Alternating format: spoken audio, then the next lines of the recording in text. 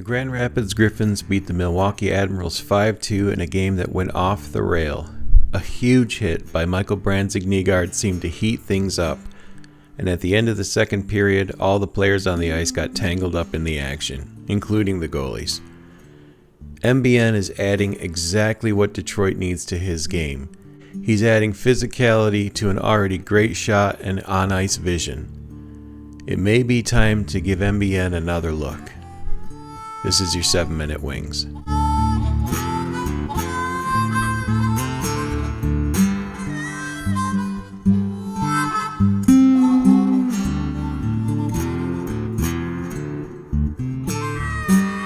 The ice still go. Pass on left wing. Big hit. Oh, boy. Brandsegg-Nygard just took him out. That first fight here pretty soon, Michael. I felt like maybe it was going to happen tonight, actually. Well, we'll see. It's not like I'm looking for it, but I mean, if I have to, I have to. And I don't think the Red Wings want you looking for it. More importantly, you get the win tonight. Yeah. In a scrappy game, and that's what you get against Milwaukee, it seems like every time we play them. Yeah, I mean, it's a tough team. It's the type of hockey they play, and I mean, we're ready for it and trying to do our best. And I mean, those games are the most fun too. But I mean, yeah, it's fun. Your physical game is very present every night. It's a big part of your game too. I mean, you finish checks. You're not going to be taken advantage of. You like to throw the weight around, and you certainly did that again tonight. Yeah, well, it got me pretty good 10 seconds before, and then I came down and saw it was perfect opportunity to get him back there. So I took it and went pretty hard. Also, I mean, I haven't seen it yet, so I gotta look at it. It's impressive, I can tell you that. Thanks. Welcome back to the Red Wings Report with Strings and Pucks. This is Jeremy Laura. Please click like. If you haven't yet, please click subscribe and share this out. Head over to hockeyhotstove.com where I write the Red Wings column. You can read my latest write-up as well as news and information about all the other teams in the league. So I apologize for the post-game audio on the interview clip with MBN. It was a little bit rough, but I just wanted you to get the idea. MBN is adding something to his game that Detroit continues to lack. He's had multiple big hits this year, and the hit last night, it sparked something on ice that you don't see very often in these games anymore. Both teams came together with about 4 seconds left in the second period, and everything just went off the rails. Even the goalies got mixed up in this one. As the Red Wings continue to build toward their first postseason in almost a decade, they need physicality, and they've got an option in the system with MBN. He was sent down to Grand Rapids after 9 games that basically kept them from using up the first year on his entry-level deal. When the team gets back from the break, we don't know what things are going to look like, but I'm hoping that MBN warrants another call-up. His ability to play in the crease, and he's becoming immovable, that's something Detroit needs as well, but having someone on the ice that's going to mix things up in the corners. He's a big presence at 6'1". He's billed at 210 pounds. One of his nicknames heading into this year was Panda. He's drafted in the first round in 2024.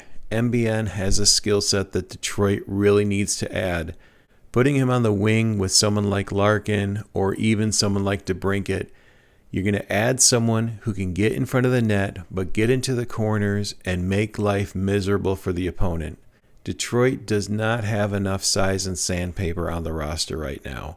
As this team continues to grow into someone who's going to appear in the postseason, to move beyond that, they're going to have to up their game and add some physicality. I think that's where MBN is really shining, and that seems to have been the mission. When he was sent down to Grand Rapids, he needed to find a way to break through on the score sheet, but more than that, they need him to use that big frame to bring something to the table that Detroit really hasn't had in a long time. 2026 has been a little bit of a reset for Grand Rapids. After a historic first half that saw the team go 33-2-1 for the most points in the first half of an AHL season in history, the team went 3-3-0 heading into this one. Ironically, this is the Griffins' second 3-game losing streak of the season, and for the second time they broke that streak with a win against Milwaukee. Grand Rapids was up 4-0 with about 6 minutes left in the second period when Brandsegg-Nygard turned up the temperature. MBN had taken some abuse in his own end earlier in the sequence and decided to try to even things out. He laid out a massive hit and managed to draw a penalty in the process. However, Grand Rapids couldn't convert on the advantage, and Milwaukee scored their first goal of the game shortly afterward.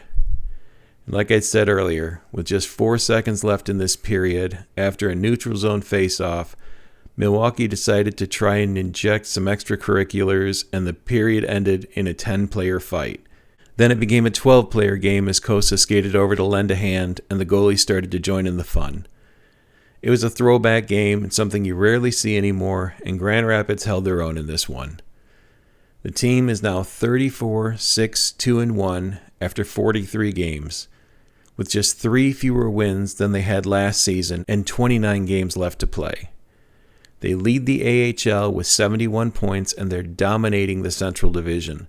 They have a 19-point lead over the Chicago Wolves, who sit in second in the Central, and a 42-point lead over the Iowa Wild, who sit last in the division.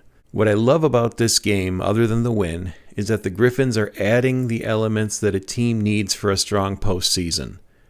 The team has skill, that's been obvious, but the team in Grand Rapids, just like the team in Detroit, they needed to add some sandpaper. Of course, you have veteran Austin Watson leading the charge, but Michael Brandsegg-Nygard has continued to hone that part of his game.